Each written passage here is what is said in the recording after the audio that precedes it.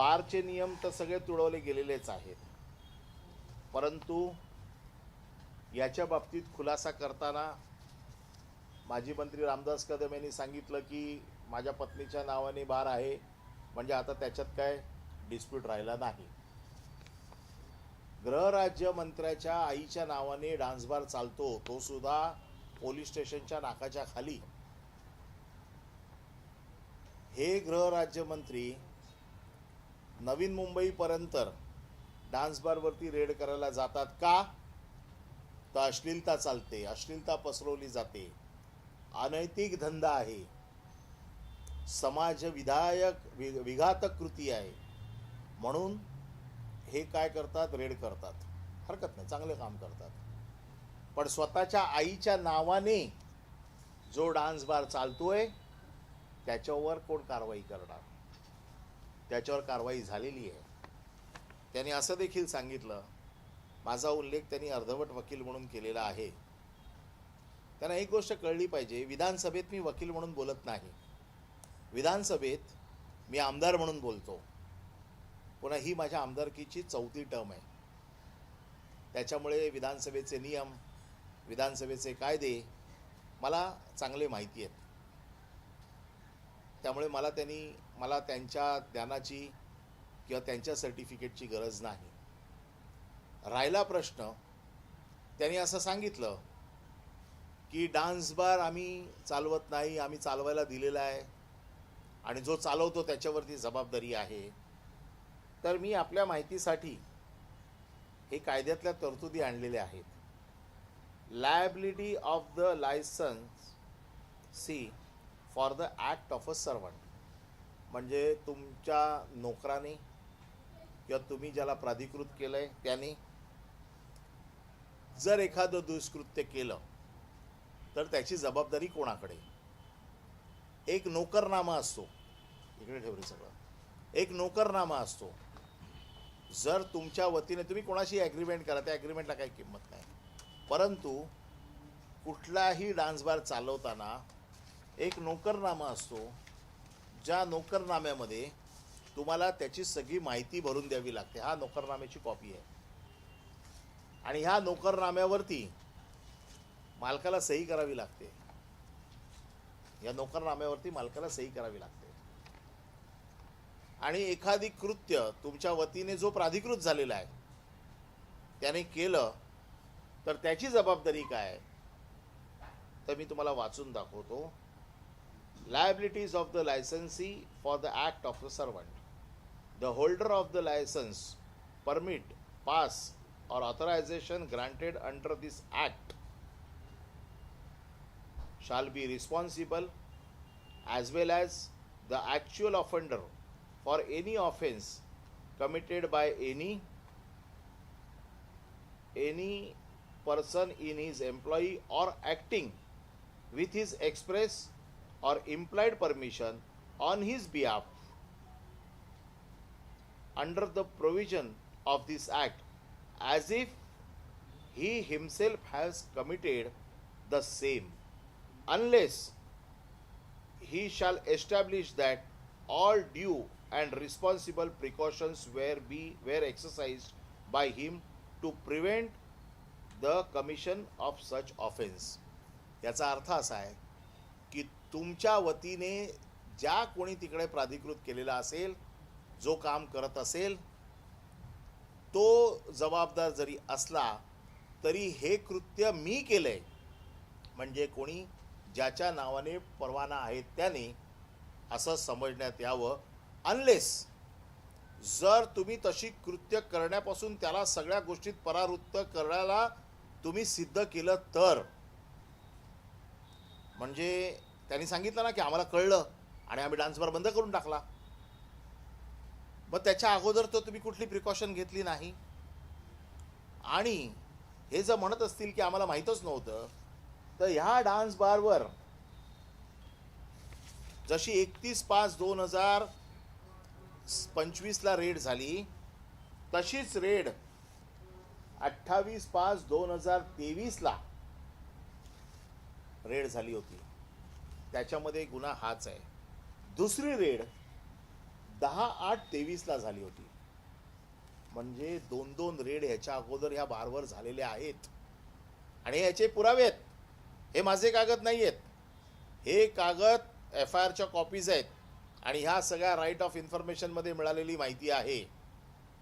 खोटी असायचं काही कारणच नाही. म्हणजे तुम्हाला माहिती आहे की तुमच्या बारमध्ये अश्लीलता चालते, तुमच्या बारमध्ये पोरी नाचवल्या जात आहेत. मग हे माहीत असून तुम्ही कुठलीही प्रिकॉशन घेतलेली नाही, तुम्ही हे सिद्ध करू शकत नाही. त्याच्यामुळे थेट तुमची जबाबदारी ही या निमित्ताने सिद्ध होते. त्यामुळे माझी अर्धवट नॉलेज किंवा माझं नॉलेज कायद्याच्या आधारावरती आहे. मी आज गृहमंत्री आणि राज्याचे मुख्यमंत्री फडणवीस साहेबांचा आज वाढदिवस आहे. आपल्या माध्यमातून त्यांना वाढदिवसाच्या शुभेच्छा देतो. खरं म्हणजे वाढदिवसाच्या निमित्ताने आज त्यांच्याकडे ही भेट रूपाने त्यांच्या ज्या मंत्रिमंडळात असलेल्या सहकार्याचे प्रताप देणार होतो, परंतु आज ते गेलेत गडचिरोलीला. त्यामुळे उद्या हे सगळे कागद हे मी त्यांच्याकडे देणार आहे आणि त्यांच्यावरती काय कारवाई करणार त्याचं कारण असं आहे की डान्स बार त्यांच्या पत्नीच्या नावाने आहे हे तर त्यांनी मान्य केलं आहे, म्हणजे मातोश्रींच्या नावाने आहे हे तर त्यांनी मान्य केलं आहे. त्यामुळे आता तिथे तो प्रश्न नाही आहे. डान्स बारचे नियम आहेत, नियम तर सगळे तुडवलेले आहेत. कारण डान्स बारमध्ये महिलांना किती वाजेपर्यंत ठेवायचं याचा कायदा आहे. 9च्या नंतर महिला राहू शकत नाही. सिंगर जरी आपण म्हटलं, ऑर्केस्ट्रा म्हटलं, ते म्हणतात ऑर्केस्ट्रा आहे, तरी 5च मुली त्याच्यामध्ये काम करतात. ऑर्केस्ट्राचे नियम असे आहेत, त्या मुली प्लॅटफॉर्मवरनं खाली जाऊ शकत नाही.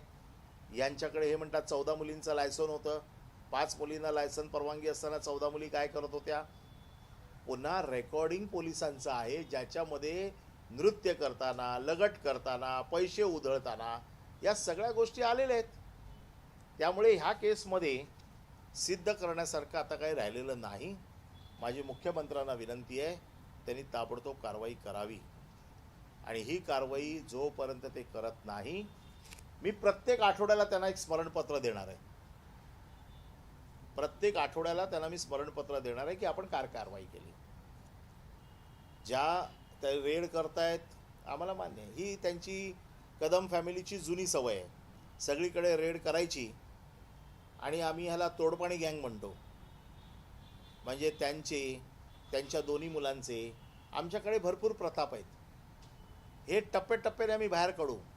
प्रदूषण मंडळामध्ये किती रेड झाल्या, त्या रेडचं पुढे काय झालं, चाकणमध्ये झालेल्या रेडमध्ये त्यांना अधिकार होता की नाही, या सगळ्या गोष्टी आमच्याकडे आल्या आहेत. त्यांच्या वैधतेचा प्रश्न आहे.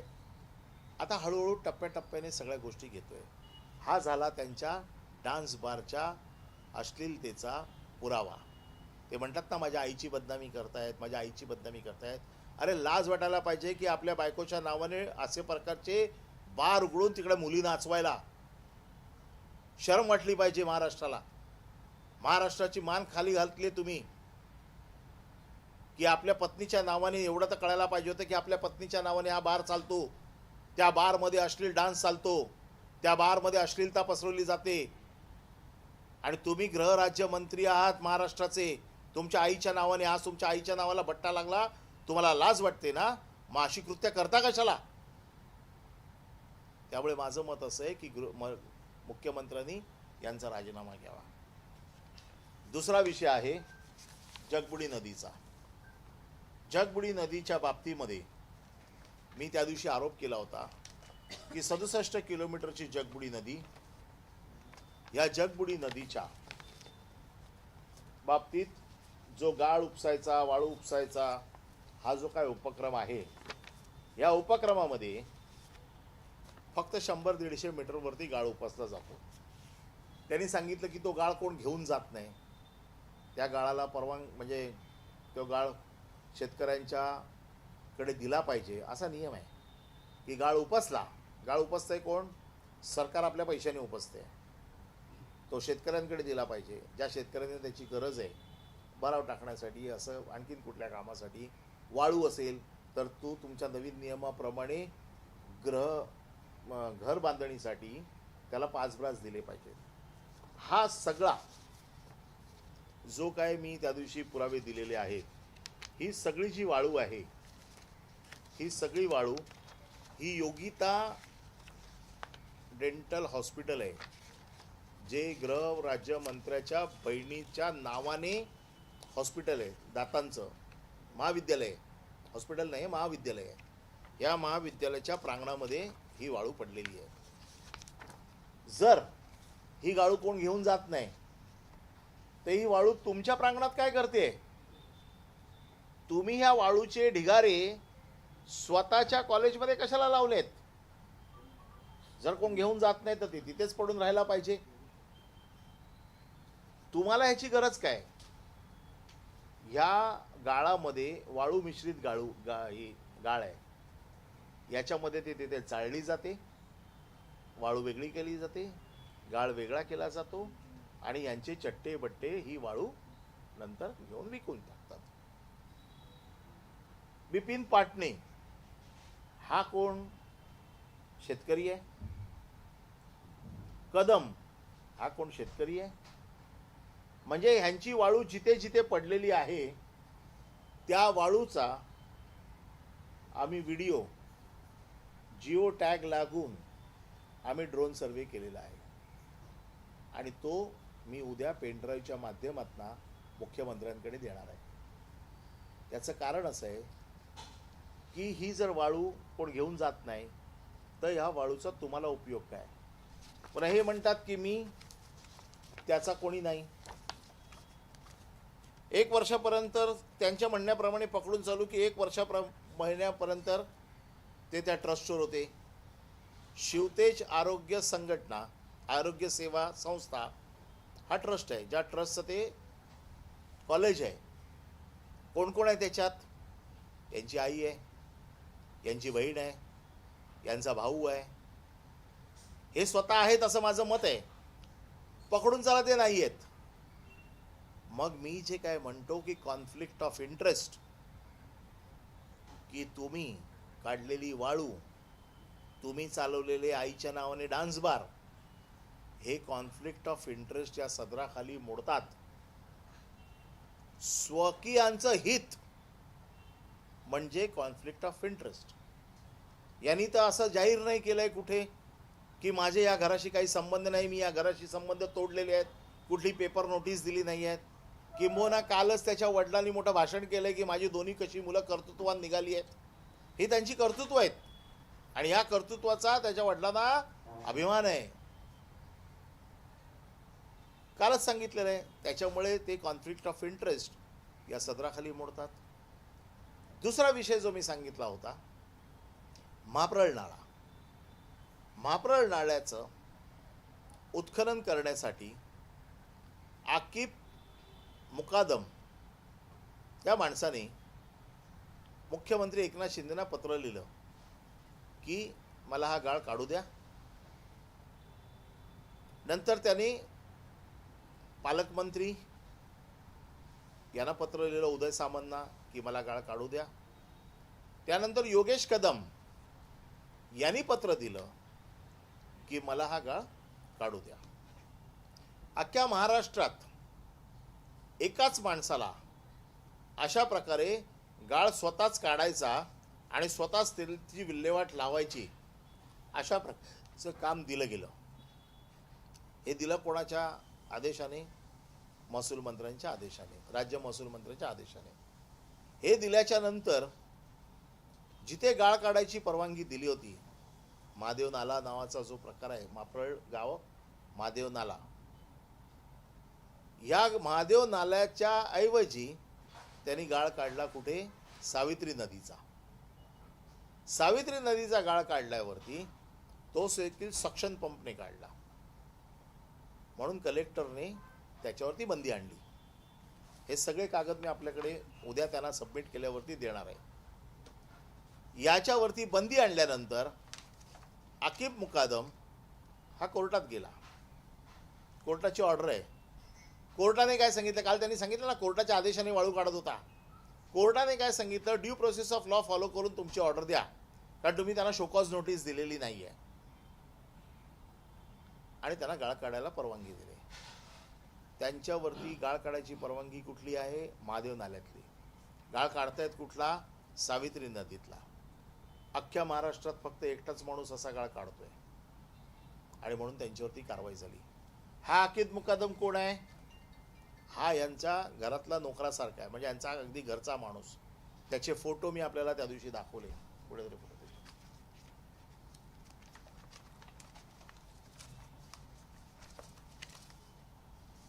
हे फोटो मी तुम्हाला दाखवले की त्यांच्या प्रचारामध्ये, त्यांच्या निवडणुकांमध्ये कशा पद्धतीने काम करत होता. हे सगळे फोटो मी काल विधानसभेत सगळे दाखवले. हा अकीद मुकादम आहे. हा माणूस तिथे रेती उपसतोय. जून 30 तारखेपर्यंत रेती उपसायची परमिशन होती. कुठली? महादेव नाल्याची. उपसतायत कुठे? आता जुलैमध्ये पण चालू होती. काल ही लक्षवेधी लागल्यावरती बंद झाली. काल हा विषय आला ना, आता बंद झाला. तिसरा विषय असा आहे की दगड आणि जांबा याचं उत्खनन होतं. दगड उपसायला, उत्खनन करायला 28 लोकांना, 24 लोकांना परमिशन दिली. जांबा उत्खनन करायला 14 लोकांना परमिशन दिली. ह्या सगळ्या लोकांना जी परमिशन दिली त्या परमिशनपेक्षा जास्त उत्खनन केलं यांनी. म्हणून कलेक्टरने तहसीलदारांना सांगितलं की आपण रिपोर्ट करा. त्या रिपोर्टमध्ये आलेलं आहे की उत्खनन जास्त झालं आहे. ETS मशीनच्या माध्यमातूनही मोजणी झाली. म्हणजे ETS मशीनने मोजणी तेव्हाच होते जी अक्युरेट पद्धतीने करायची असेल. लगेच महसूल राज्यमंत्र्यांनी त्याच्यात हस्तक्षेप केला आणि सांगितलं फेरमोजणी करा. कारण त्यावेळेला ते माणसं तिकडे हजर नव्हती. आता फेर मोजणी झालेली आहे. त्याची प्रचंड करोडो रुपयाची रॉयल्टी ही शासनाची बुडवलेली आहे. करोडो रुपयाची. मी तुम्हाला सगळे कागदपत्र एक एक लावून देतो. हे सगळे माझ्याकडे आहेत. मी तुम्हाला एक एक सेट त्याचा उद्या मुख्यमंत्र्यांना दिला की तुमच्याकडे देणार आहे. करोडो रुपयाची रॉयल्टी लावली आहे, नुकसान केलेलं आहे. हे 18 आणि 24 लोक जे आहेत हे यांचे कार्यकर्ते आहेत खास. आणि त्यांनी जे उत्खनन केलेलं आहे या उत्खननाने शासनाचं करोडो रुपयाचं नुकसान झालेलं आहे. आता हे नुकसान झालेलं आहे तर त्याचा अहवाल आला पाहिजे बाहेर की किती अवैध दगड उचललाय, किती जांबा अवैध उचललाय. अजूनही त्याचा रिपोर्ट येत नाही. कारण त्याचं असं आहे की राज्यमंत्र्यांचा त्याच्यावरती दबाव आहे. आणि म्हणून मी मुख्यमंत्र्यांना आणि महसूल मंत्र्यांना, मी आठवत असेल तर पहिल्याच दिवशी प्रश्नोत्तर दादा केचे यांच्या प्रश्नाच्या वेळेला सांगितलं होतं की मी कागदपत्रांसकट आपल्यावरती पुरावा देणार आहे. जे पुरावे मी दिले आहेत. आता माझं आव्हान आहे रामदास कदमना आणि योगेश कदमना, तुमच्यात हिंमत असेल माझ्यावरती अब्रू नुकसानीचा दावा लावा. तुमच्यावरती हिंमत असेल माझ्यावरती हक्कभंग आणा आणि मला व्यासपीठ उपलब्ध करून द्या.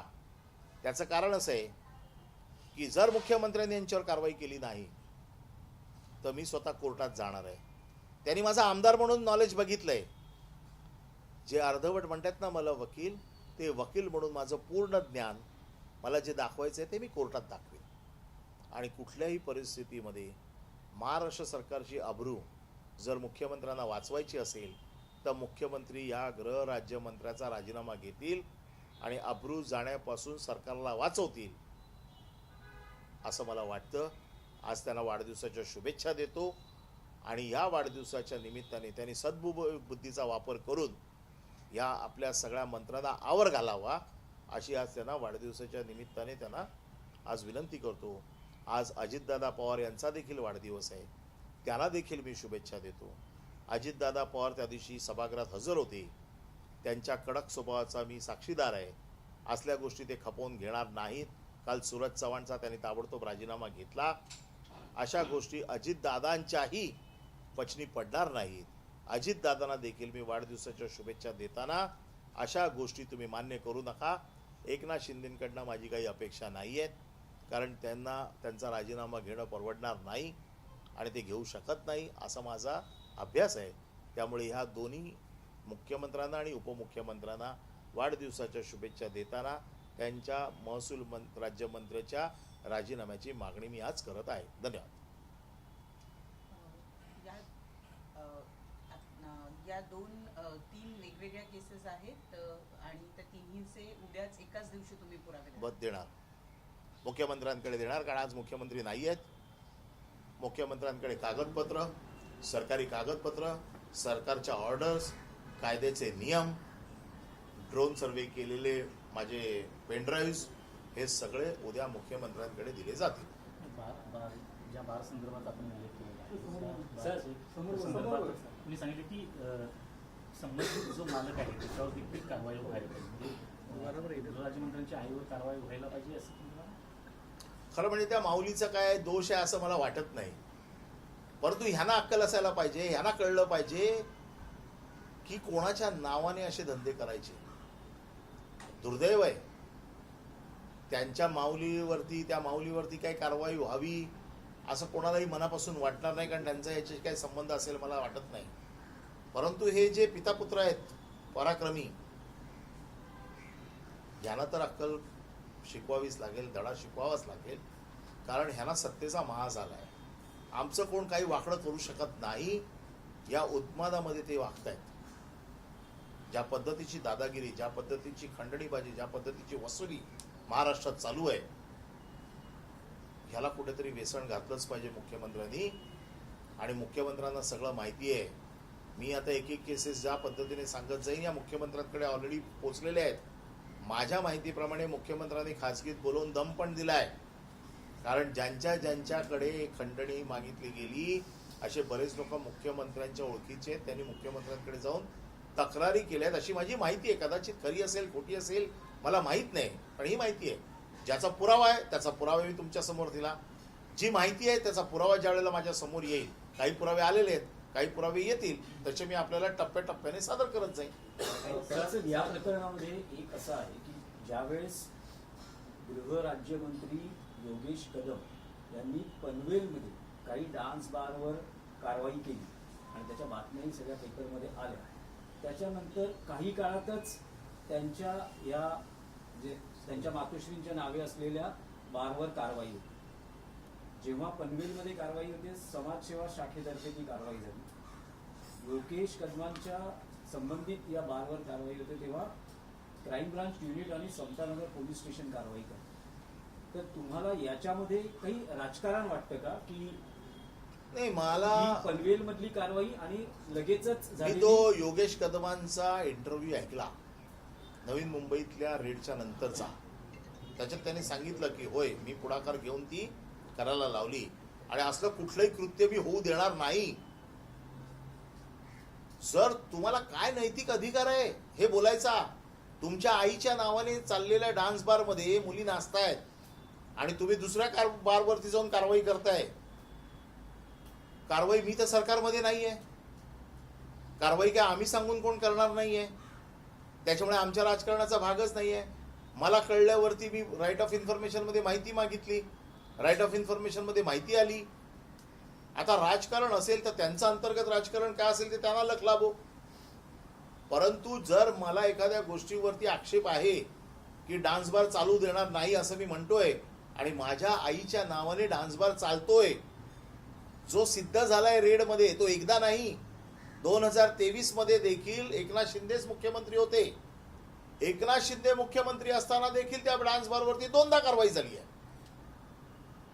याला तुम्ही राजकारण म्हणाल? पोलिसांनी रुटीन मध्ये केलेली कारवाई आहे ती. त्यांचं म्हणणं आहे की गृहराज्यमंत्री मी असताना मी माझ्या बारवर कशाला कारवाई करू? बार माझा नाही, फक्त आईच्या नावाने होता. आणि मी तुम्हाला कायदा वाचून दाखवला. माझ्या या कायद्याला त्यांनी आव्हान द्यावं, कोर्टात द्यावं, हक्कभंग समितीसमोर द्यावं, माझ्यावर अब्रू नुकसानीचा दावा करावा. जर तुमचा नाही आहे तर सिद्ध होईल. मग या कायद्यातल्या तरतुदी आहेत ज्या मी वाचून दाखवल्यात, त्याला आव्हान द्यावं, जे मी कोर्टात जाणारच आहे. जर सरकारने कारवाई नाही केली तर कोर्टात जाणार आहे. आता तो जो बार असेल तो बार कोणाचा आहे मला नाही माहिती, तो बार त्याने कोणाला चालवायला दिलाय मला नाही माहिती. पुन्हा 2023 ला ह्यांचे मुख्यमंत्री होते ना, त्यावेळेला देखील 2दा कारवाई झालेली आहे ना. मग तुम्ही असं कसं म्हणू शकता की या डान्स बारमध्ये काय चाललंय मला माहित नाही. त्याच्यात असं म्हटलेलं आहे तुमची जबाबदारी आहे सिद्ध करायची की काय चालतं ते मला माहित नाही, मी ते सगळं प्रिव्हेंट केलेलं आहे. मग 2023ला रेड झाल्या, 2 रेड झालेले आहेत. त्या रेड जर झालेल्या असतील आणि तुम्हाला जर त्याच्यामध्ये कागदपत्र उपलब्ध असतील तर तुम्ही कसं म्हणू शकता की आम्हाला या बारमध्ये काय चाललंय आम्हाला माहित नाही. असले पैसे खाऊ नयेत आणि त्या आईच्या नावावर तर बिलकुल खाऊ नयेत. याला मराठी भाषेत फार घाणेरडा शब्द आहे जो मी माझ्या संस्कृतीप्रमाणे वापरू इच्छित नाही. त्यांचं म्हणणं असे, अनिल परबने कलेक्टरला पत्र लिहिली नाहीत. मी कलेक्टरला पत्र लिहिलेली आहेत. 2 वर्षात लिहिली नाही, 2 वर्षात आहेत ना, लिहिली नाही. तुम्हाला तारखांसकट देतो ना ते नाही. हे नाही ते काढणं खालचं काय करतो. आणखी नाही, परब साहेब, हा जो बार आहे जो रामदास कदम यांच्या पत्नीच्या नावे आहे तो कधी सुरू झालेला आहे, त्या संदर्भातले काही डिटेल्स आहेत का, आणि लायसन्स कसलं आहे त्या बारचं? म्हणजे रेस्टॉरंट अँड बार असं तिथे म्हटलेलं आहे. रेस्टॉरंट अँड बार हे जेव्हा म्हटलं जातं तर तिथे रेस्टॉरंट अँड बारच चालला पाहिजे, बरोबर आहे. तिथे ऑर्केस्ट्रा पण चालता कामा नये. रामदास कदम यांनी सांगितलंय की तिथे ऑर्केस्ट्रा चालतं, परवानगी होती, ऑर्केस्ट्राची परवानगी होती. आहे तसं लायसन्स असेल ना, मला माहित नाही. हां. रेस्टॉरंट बारचं पण लायसन आहे, ऑर्केस्ट्राचं बारचं लायसन आहे की नाही मला माहित नाही. ऑर्केस्ट्राच्या बारचं लायसन असेल तर ऑर्केस्ट्रा चालला पाहिजे. ऑर्केस्ट्राच्या बारच्या लायसनच्या नावाखाली डान्स बार चालता कामा नये. इथे डान्स बार चालू आहे आणि पोलिसांनी तो रेकॉर्ड केलेला आहे आणि पंचनाम्यामध्ये लिहून आलेलं आहे की मुली नाचताना पकडल्या, विभत्स हातवार करताना पकडल्या, गिरायकाशी लगड करताना पकडल्या. हे पंचनाम्यामध्ये आलंय. हे काय माझं स्टेटमेंट नाही आहे, हे स्टेटमेंट आहे पोलिसांचं, हे स्टेटमेंट आहे पंचनाम्याचं, हे माझं नाही. त्यामुळे डान्स बारची परमिशन, डान्स बारला तर परमिशनच नाही आहे. परमिशन ऑर्केस्ट्राला आहे. ऑर्केस्ट्राचं परमिशन जरी असलं, असं एक क्षण पकडून चालू ऑर्केस्ट्राचं परमिशन आहे तरी देखील तिथे डान्स बार चालवता येत नाही. नाही, हा बार कधी सुरू झाला याच्या बाबतीत काही हा बार कधी सुरू झाला मला माहित नाही, मी त्याची माहितीच घेतलेली नाहीये. हा बार कधी अगोदर चालू झाला असेल त्यावेळेला कदाचित तो रेस्टॉरंट अँड बार असेल. रेस्टॉरंट अँड बार चालवायला कोणाचीच काय हरकत नाहीये. रेस्टॉरंट अँड बार चालवायला कायद्याने बंदी नाहीये. डान्स बार चालवायला कायद्याने बंदी आहे. नाही, पण परब साहेब, यामध्ये एक असा मुद्दा आहे, तुम्ही म्हणतात की हे बारचं प्रकरण असेल किंवा अन्य काही जी प्रकरण आहेत की तुम्ही मुख्यमंत्र्यांना त्या विषयासंदर्भात उद्या भेटणारच सगळी कागदपत्र सादर करणार. डान्स बारचं तर प्रकरण तसं गंभीरच आहे, पण मुख्यमंत्री स्वतःच्या प्रतिमेबाबतीत इतके जागरूक असतात की मंत्र्यांचे पीए नेमताना ही अनेक नियम आणि त्या कसोट्यांवरून त्यांना जावं लागतं. अशा वेळेस जर तुम्ही म्हणताय 2023ला 2 किंवा 3 वेळा कारवाई झालेली आहे, तर या सगळ्या गोष्टीची कल्पना, कारण गृह खातं हे मुख्यमंत्र्यांकडे आहे आणि त्या खात्याचे ते राज्यमंत्री आहेत योगेश कदम, तर या बाबतीतली काही माहिती किंवा कल्पना राज्याच्या गृह विभागाने किंवा मुख्यमंत्र्यांच्या यंत्रणेने मुख्यमंत्र्यांना दिली नाही का? मंत्रिमंडळात त्यांचा समावेश करता आणि आता तुम्ही हेच प्रकरण घेऊन मुख्यमंत्र्यांकडे मला मुख्यमंत्र्यांना काय माहिती दिली, काय माहिती दिली नाही याची काही कल्पना नाही. परंतु माझ्याकडे FIRच्या कॉपीज आहेत ज्या राईट ऑफ इन्फॉर्मेशनमध्ये मला मिळालेल्या आहेत. 2 FIR झालेले आहेत ही वस्तुस्थिती आहे. 2023ला हे FIR झाले आहेत ही वस्तुस्थिती आहे. ज्या वेळेला मुख्यमंत्री एकनाथ शिंदे होते, गृह खात्याच्या बाबतीमध्ये किंवा मुख्यमंत्री आता एवढी काळजी घेतात की पीए देखील डॉटेड पीए, टिंटेड पीए देखील ते देत नाही आहेत आणि स्वतःच्या मंत्रिमंडळात हे टिंटेड मंत्री बसवलेत. मला त्यांना, म्हणून मी तुम्हाला त्यांना प्रश्न विचारतोय, हा मुख्यमंत्र्यांना प्रश्न आहे की तुम्हाला पीए चालत नाहीत, मंत्री चालतात. तुम्हाला पीए चालत नाही, मंत्री चालतात. नाही, माझा मुद्दा असा आहे की माहितीच्या अधिकारात जर तुम्हाला ही माहिती उपलब्ध होते तर मुख्यमंत्र्यांच्या गृह विभागाने किंवा मुख्यमंत्र्यांच्या संबंधित यंत्रणेनं हे जे सगळं प्रकरण आहे त्यांचा मंत्रिमंडळात समावेश करताना त्याची कल्पना मुख्यमंत्र्यांना दिली नाही का? याच्या बाबतीत मी कसं उत्तर देऊ? याच्या बाबतीत मुख्यमंत्रीच उत्तर देतील ना. आता जे मुद्दे तुम्ही- एकच मिनिट, त्याच्या अगोदर ही पत्र दाखवतो. 15/4/2024 कलेक्टरला लिहिलेलं पत्र आहे. मला माहिती पाहिजे आणि मला बैठकीची वेळ पाहिजे. त्याच्यावरती शिक्का आहे 15/4/2024 आणि दुसरं पत्र 20/4/2024. मी या कलेक्टरवरती हक्कभंग आणीन. म्हणजे मी 1 वर्ष वेळ मागतोय त्यांच्याकडे आणि योगेश कदम खोटं सांगतायत की मी वेळ मागितलीच नाही, दिलीच नाही. ही माझी पत्र आहेत. त्यांनी जर मला वेळच कळवली असती तर लेखी कळवली असती ना, मी लेखी मागितली तर. त्यामुळे हे सगळे पुरावे तयार झालेले आहेत. हे सगळे पुरावे कंपाईल करून मी उद्या मुख्यमंत्र्यांकडे देणार आहे आणि ते दिल्याच्या नंतर याच्यावरती मुख्यमंत्री काय कारवाई करतात ते मला बघायचं आहे. मुख्यमंत्र्यांनी जर कारवाई केली नाही तर मी प्रत्येक आठवड्याला त्यांना एक स्मरणपत्र देणार आहे. मला माहिती आहे त्यांची स्मरणशक्ती फार तल्लख आहे. ते कुठली गोष्ट विसरत नाही असं म्हणतात. मी मागितलेल्या कारवाईचं त्यांनी नाकारावं की आम्ही काही कारवाई करणार नाही तरी चालेल. मला हे कळेल मला की मुख्यमंत्र्यांना अशी माणसं चालतात का. मग मी जनतेच्या न्यायालयात जाईन किंवा न्यायालयात जाईन.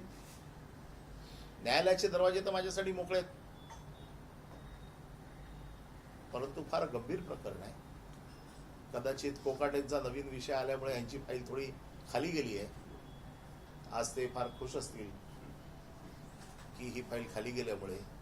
परंतु ह्याच्यातनं त्यांची सुटका नाही, कारण अशा वेगवेगळ्या फाईल या जमा होत आहेत आणि टप्प्याटप्प्याने आपल्याकडे त्या मी घेऊन येईन. मुख्यमंत्र्यांकडे मी त्या घेऊन जाईन. वादग्रस्त विधान कोणती कारवाई अपेक्षित आहे? तुम्ही कॉन्फ्लिक्ट ऑफ इंटरेस्ट सांगितलं, त्यानंतर ज्या पद्धतीने ती वाळू उचलली जाते त्या ह्या सगळ्यांच्या अंतर्गत कुठली कारवाई अगदी अपेक्षित? पहिली कारवाई अतिशय स्पष्ट आहे. कॉन्फ्लिक्ट ऑफ इंटरेस्ट किंवा हाऊस ऑफ प्रॉफिट असं ज्या वेळेला होतं त्यावेळेला त्या मंत्र्याचा राजीनामा घेतला जातो. नंबर 1 ची कारवाई ही आहे जी महाराष्ट्राला अपेक्षित आहे, जी आम्हाला अपेक्षित आहे. कागद काळे केले जातील, काही लोकांवरती गुन्हे दाखल केले जातील, त्या बारच्या मालकावरती जो कोण चालवणार आहे त्याच्यावर गुन्हा दाखल केला जाईल, त्यांच्या काही लोकांना अरेस्ट दाखवली जाईल. परंतु ज्याला जो जबाबदार आहे, ज्याच्या पर्सनल इंटरेस्ट स्वकीयांचे हितसंबंध ज्याला कॉन्फ्लिक्ट ऑफ इंटरेस्ट म्हणतात, जे सिद्ध झालेले आहेत त्याच्यामध्ये यांच्या राजीनाम्याचीच कारवाई आम्हाला अपेक्षित आहे. तुम्ही आता अंजली दमानेंनी पण आता पत्रकार परिषदेत गृहराज्यमंत्र्यांच्या राजीनाम्याची मागणी केली आणि तिथे बार होतं ते आता तिथे चाललेत, कारण त्यांना जी एफआयआर मिळाली पोलीस स्टेशनकडून त्यामध्ये 22 मुलींना पकडण्यात आलेल्या आणि 5 ते 6 मुलींची काहीतरी परवानगी असते, तर ते तिकडे जाऊन आता ती सगळी हे मी तर अगोदरच दिलं ना आपल्याकडे. आता माझं चला ठीक आहे, राजकीय भांडण आहे त्यांच्याशी. ते म्हणतात ना कदम फॅमिलीची बदनामी करण्यासाठी. अंजली दमाने यांचं त्यांचं काय राजकीय भांडण आहे? त्या नैतिकतेसाठी लढतायत. त्यांचं तर त्यांचं काय राजकीय भांडण नाही आहे. अंजली दमाने राजीनामा मागतायत आणि मी राजीनामा मागतोय, तर मी राजकीय हेतूने प्रेरित होऊन मागतोय. अंजली दमाने कशाला मागतायत? हा नैतिकतेचा विषय आहे. त्यामुळे त्यांना राजीनामा द्यावाच लागेल. सर, माणिकराव कोकाटेंनी आता पुन्हा एकदा वादग्रस्त विधान केलंय. ते म्हणाले की सरकार भिकारी आहे, शेतकरी नाही, कारण सरकार शेतकऱ्यांकडून 1 रुपया घेते. आता असं आहे ना की देवेंद्र फडणवीसांची आता मला दया यायला लागलेली आहे की ते किती हतबल झालेले आहेत ह्या सगळ्या गोष्टींमध्ये. म्हणजे भारतीय जनता पक्ष जो मी ओळखतो, ज्या पक्षाबरोबर मी गेले कित्येक वर्ष काम केलेलं आहे, जो पार्टी विथ द डिफरन्स अशा पक्षाची प्रतिमा जपणारे भारतीय जनता पक्षाचे सर्व नेते, त्यांना अशा लोकांबरोबर काम करावं लागतंय जे इतके गए गुजरे आहेत आणि त्यांना ह्या मुख्यमंत्र्यांना मुख्यमंत्र्यांचं तर नाक दाबून त्यांना मुख्याचा मार बसतोय. काढावं की ठेवावं म्हणजे सोडलं तर पळतंय, धरलं तर चावतंय, अशी परिस्थिती आता मुख्यमंत्र्यांची झालेली आहे. आता मुख्यमंत्र्यांनी निर्णय घेण्याची वेळ आलेली आहे की काय करावं. इतकी मोठी मेजॉरिटी आहे, असे 4-5 मंत्री काढून टाकले जे त्यांच्यावरती डाग आहेत. काही फरक पडत नाही त्यांना, पुढची 5 वर्ष त्यांना कोण हलवत नाही. परंतु असे लोक बरोबर ठेवून दररोज बदनामी सहन करण्याची वेळ त्यांनी स्वतःवर येऊ देऊ नये, असं आमचं म्हणणं आहे. ते सोबत असंही वाक्य म्हणाले आहे की मी राजीनामा का देऊ, मी काही कोणाचा विनयभंग नाही केला. म्हणजे मग आता विनयभंग केला तरच राजीनामा होणार का? नैतिक अनैतिकतेच्या व्याख्येमध्ये फक्त विनयभंग हा एकच विषय बसतो का? मंत्र्यांना जो काही प्रोटोकॉल असतो, मंत्र्यांना जी काही शासन सूचिता असते, याच्यामध्ये काय फक्त विनयभंग हा एकच विषय आहे की ज्याच्यामुळे राजीनामा द्यावा लागतो? हे असे अनैतिक प्रकार करणारे लोक पण आहेत ना त्याच्यामध्ये. वाळू चोरणारे लोक आहेत, डान्सबार मुली नाचवणारे लोक आहेत. एका बाजूला मोठ्या बहिणींच्या गप्पा करायच्या आणि दुसऱ्या बाजूला मुलींना नाचवायचे. हे कुठलं आहे? नाही परब साहेब, हे जी सगळी प्रकरणं गाजत असताना महाराष्ट्रात आणखी एक प्रकरण गाजते ते म्हणजे हनी ट्रॅपचं. आणि त्यात विजय वडेट्टीवारांनी मध्यंतरी एक विधान केलं होतं की 2022ला जो सत्ता पालट झाला त्यात हनी ट्रॅपचा खूप मोठा. मी पुन्हा एकदा सांगतो, मला आता दया खरंच मुख्यमंत्र्यांची येते.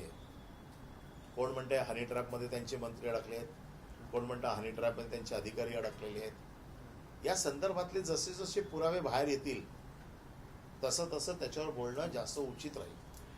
आत्ता त्याच्यावरती संशय आहे, काही नावं आहेत, परंतु अजून त्याच्यातली वस्तुस्थिती चौकशी अंती बाहेर यायची आहे. परंतु मुख्यमंत्र्यांना मला असं वाटतं की काहीतरी असं षडयंत्र चाललेलं आहे जे या मुख्यमंत्र्यांनाच खुर्चीवरनं खाली खेचण्याचं काम करतंय. आणि म्हणून अशा प्रकारचे हे सगळे आरोप प्रत्यारोप अशा प्रकारच्या गोष्टी घडतायत का, असा मला तरी संशय यायला लागलेला आहे. त्यामुळे माझं स्पष्ट मत असं आहे की मुख्यमंत्र्यांनी आपली कडक भूमिका घ्यावी आणि असे जे काही लोक आहेत यांना चांगला धडा शिकवावा. सर एक मराठी डान्स बारचा विषय आलाय तर धर्मवीर सिनेमात असं दाखवण्यात आलं होतं की एकनाथ शिंदेने ठाण्यातले डान्स बार बंद केले. आता त्यांच्याच मंत्र्याच्या नावावर डान्स बार आहे, त्यांना आठवण करून द्यायची वेळ आली आता एकनाथ शिंदेची देखील फार अडचण आहे. आपण चांगला उदाहरण दिलं की डान्स बार फोडला एकनाथ शिंदेनी, त्याचा किती उदो उदो करून दिला. आपण धर्मवीर पिक्चरमध्ये बघितलं की डान्स बार फोडला का. डान्स बार फोडला तर महिलांचा आदर राखण्यासाठी महिलांना तिथून मान खाली घालून जावं लागतं. आता एकनाथ शिंदे काय म्हणून यांच्यावरती कारवाई करणार? ज्या एकनाथ शिंदेचा धर्मवीर मध्ये जो काय उल्लेख केला गेला आणि डान्स बारची जे काय पिक्चराइज केलं गेलं, आता माझी अपेक्षा आहे की एकनाथ शिंदेने देखील या कारवाईला समर्थन दिलं पाहिजे. आता ते डान्स बार फोडू शकत नाहीत स्वतः, पण किमान उपमुख्यमंत्री म्हणून कारवाईचे आदेश तर देऊ शकतात. सर एक बार हिंदी में जानना चाहेंगे, योगेश कदम पर आपने जब असेंबली शुरू की तब आपने आरोप किए थे कि डांस बार चलाया जा रहा है कदम फैमिली की ओर से, उसके ऊपर उन्होंने भी स्पष्टीकरण दिया. अब इस मामले में क्या कुछ जानकारी सामने आई है, आगे की क्या भूमिका रहेगी? मैंने सदन के आखिरी दिन में योगेश कदम जो इस राज्य के गृह राज्य मंत्री है, महसूल राज्य मंत्री है, इनके ऊपर आरोप लगाए थे कि इनके माँ के नाम से एक रेस्टोरेंट एंड बार है, जिस बार में 30 मई 2025 को रेड हो गई.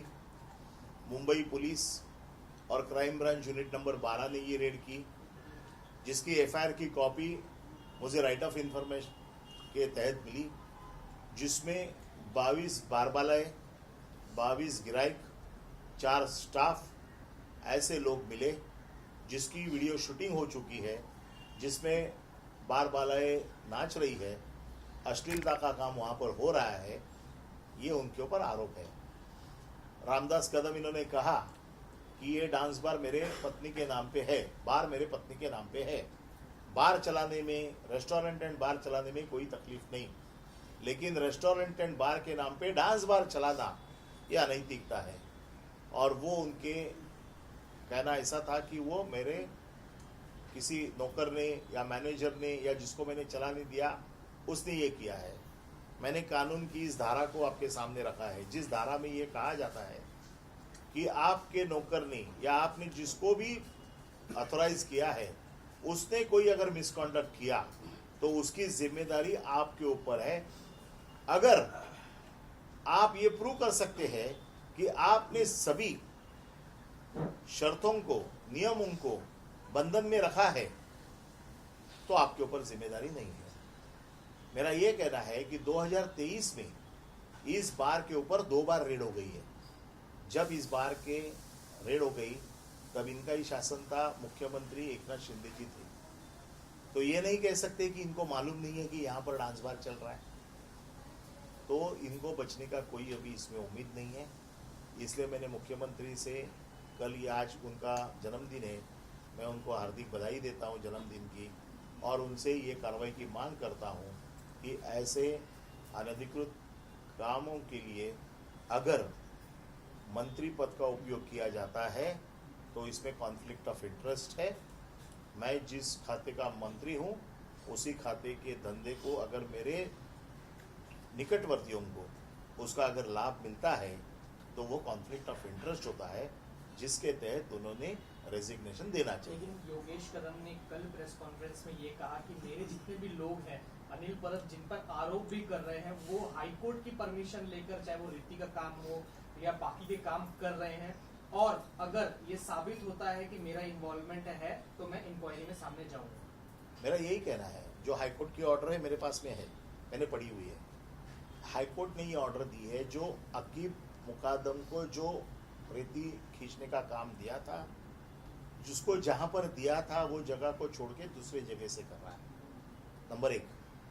दूसरा, जब उसने ज्यादा खिंचाई की तब कलेक्टर ने वो बंद कर दिया काम। उस बंद करने के ऑर्डर को उसको चैलेंज कर दिया गया, जिसमें कोर्ट ने ये कहा कि आपने उसको शो कॉज नोटिस देनी चाहिए थी और बाद में बंद करना चाहिए था, इसलिए वो रिस्टोर कर दिया गया। उसको गलत जगह पे खिंचाई की परमिशन नहीं थी। आज गवर्नमेंट का रिपोर्ट है, उसके ऊपर एफआईआर हुआ है कि गलत जगह पे गलत तरीके से जो रेती खींची गई, सक्शन पंप से खींची गई, इसलिए उसके ऊपर एफआईआर हुआ है। एफआईआर को चैलेंज नहीं हुआ है। दूसरी बात, जिस तरह से उसने उसको खिंचाई है उसमें गवर्नमेंट का रिपोर्ट है कि जहां की परमिशन दी है वहां की वो रीति नहीं है, ये अलग जगह की रीति है। और ये आदमी जो है वो योगेश कदम का क्लोज रिलेटिव है। क्लोज उसके रिलेटिव मतलब क्लोज कार्यकर्ता है, जो योगेश कदम के हर कार्यक्रम में, योगेश कदम के हर प्रोग्राम में वो वहां पर हाजिर होता है। आप अगर खेड़ में जाओगे और पूछोगे तो आपको 1 मिनट में पता चलेगा कि ये आदमी कौन है। एग्रीकल्चर मिनिस्टर का जो मुद्दा सामने आ रहा है, सुप्रिया सुले भी जो है आज शिवराज सिंह चौहान से मिले, यूनियन मिनिस्टर से, उन्होंने इस्तीफे की मांग की। किस तरह से इस पूरे मुद्दे को आप देख रहे हैं और क्या फडणवीस सीरियस नहीं लग रहे इस मुद्दे को? आज मुख्यमंत्री साहब का बर्थडे है, अजित दादा का भी आज बर्थडे है। मैं इन दोनों से दरखास्त करता हूँ कि ऐसे टिंटेड लोगों को साथ में मत रखो, जो सरकार की बदनामी कर रहे हैं। इनका रेजिग्नेशन लेके अपनी जो छवि जो बनानी है वो अपनी छवि अच्छी तरह से बनाए। वाइस प्रेसिडेंट ने इस्तीफा दे दिया अचानक से मिड टर्म में ही, इसको लेकर शिवसेना यूबीटी किस तरह से देखती है कि इसके पीछे भी कुछ बीजेपी का? नहीं, मैं अभी सिर्फ सावित्री नदी को देख रहा हूँ, महापौर नादा को देख रहा हूँ और डांस बार को देख रहा हूँ, और दिल्ली अभी देखना, वो दिल्ली के लोग जो बैठे वो देख लेंगे उसको। पण सर, ते बिहारमध्ये जे वोट व्हेरिफिकेशन सध्या सुरू आहे त्याच्यावरून विरोधक आक्रमक झाले आणि उद्या त्यांनी पायऱ्यांवर आंदोलन करण्याचं सुद्धा ठरवलेलं आहे। बिहारमध्ये आता जे वोटर लिस्ट व्हेरिफिकेशनच्या नावावर जे काही सुरू आहे त्यांनी महाराष्ट्रासारखं चित्र तिथे सुद्धा तयार होईल अशी भीती बघा, निवडणूक आयोग या सरकारचा चपरासी झालेला आहे, त्यामुळे निवडणूक आयोगाकडनं काय आता अपेक्षा नाही आहे। प्रत्येक कृती जी भारतीय जनता पक्षाला जिंकवून देऊ शकते, मग ती कृती योग्य असो अयोग्य असो, त्याचा वापर भारतीय जनता पक्ष करते. म्हणून महाराष्ट्रात जे केलं ते आता बिहारमध्ये पण करते.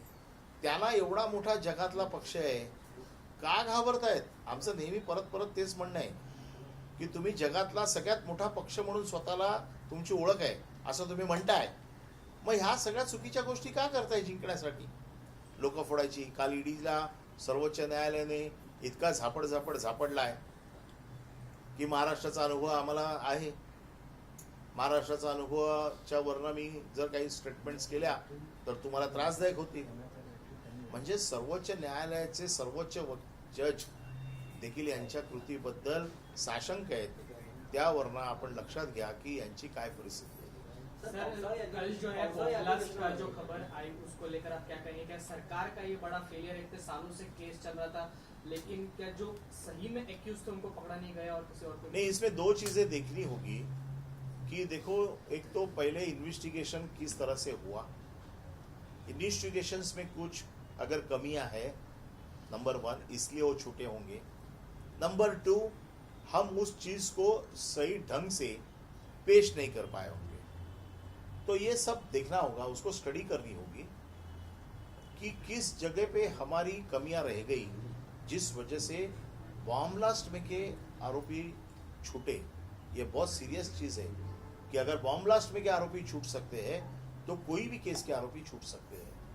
और जिस बॉम्ब ब्लास्ट को सरकार ने सीरियसली लिया तो उसको आखिर तक लेके जाने की जिम्मेदारी ये सरकार की होती है. इस चीज को बहुत सीरियसली लेना चाहिए.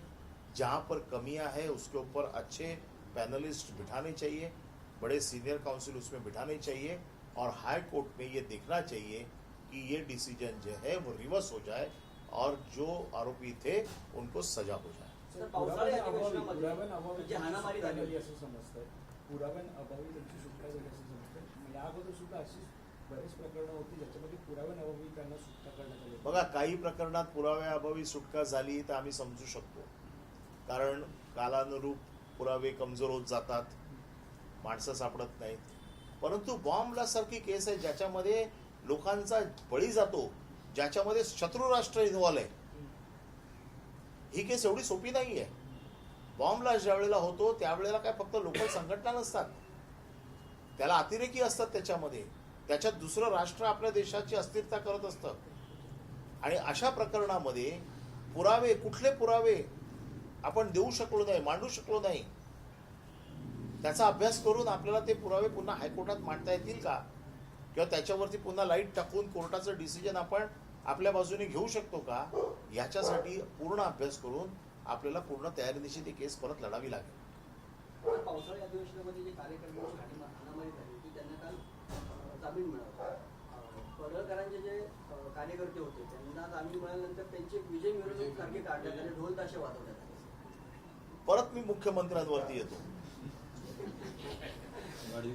की ह्या सगळ्या गोष्टींना मुख्यमंत्र्यांचं समर्थन आहे का, की अशी मारामारी करायची, त्यांना जामीन झाल्यावरती त्यांची विजय मिरवणूक काढायची? तुम्ही कशाला प्रोत्साहन देताय?